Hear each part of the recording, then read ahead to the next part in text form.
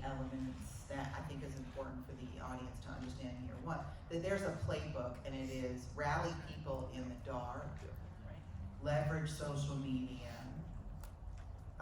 flood the zone with misinformation, and maybe not even engage the real community, right?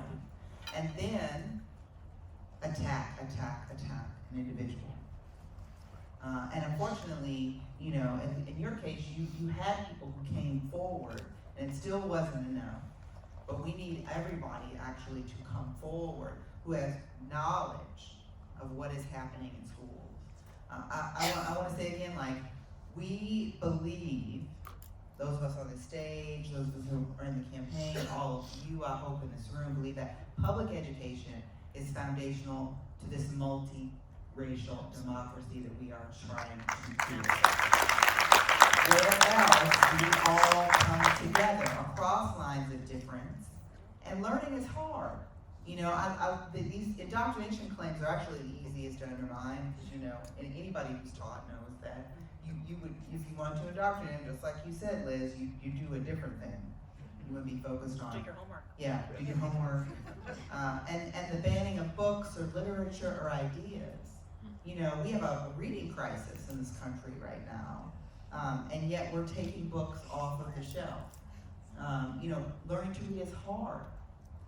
Where is it that taking literature away is actually going to advance what families need? Families need loving adults who are compensated well and prepared well to love on and teach their children. Like, that's what all of us want. You know, families have dreams for their kids, and they're not all the same.